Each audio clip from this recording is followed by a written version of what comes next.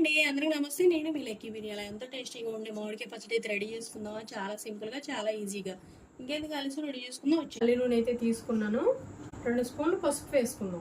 మనం ఆయిల్లో పసుపు వేసి బాగా కలుపుకోవాలి. ఇలాగా ఉండలేమి లేకుండా ఇలా కలిసేటట్టుగా కలుపుకోవాలి. ఇదే గిన్నెతో ఆయిల్ వేసాను. ఇదే గిన్నెతో మామిడికాయ ముక్కలు వేసుకుందాం. 4 గిన్నెలు మామిడికాయ ముక్కలు వేసుకుందాం. పసుపులో ఇదంతా కలిసే వరకు ఇలా ఆవాలు మనం తీసుకొచ్చేసి ఎండలో పెట్టేసి మెత్తగా ఇలా మిక్సీ వేసుకోవాలి. ఇది కూడా ఒక గిన్నె వేస్తాం. దానికంటే ఎక్కువగా కళ్ళుప్పు తీసుకొని మెత్తగా మిక్సీ పట్టుకొని ఇలా వేసుకోవాలి. మెంతులు లైట్ గా వేపుకొని ఇలా మెత్తగా పొడి చేసుకోవాలి. 2 స్పూన్లు. ఇదంతా కలిసే వరకు ఇలా కలుపుకుందాం. తగినంత కారం వేసుకుందాం. కారం, ఉప్పు ఇదంతా కూడా కలిసే విధంగా ఇలా కలుపుకుందాం. పచ్చడి అంతా ఇలా రెడీ అయింది. కొంచెం వెల్లుల్లి రెబ్బలు వేసుకొని మూత పెట్టేసుకుంటే రేపు పొద్దున కల్లా ఆయిల్ ఇలా వచ్చేసిద్ది. ఆయిల్ సరిపోకపోతే రేపు పొద్దున వేసుకోవచ్చు. ఇది మూత పెట్టేసి పక్కన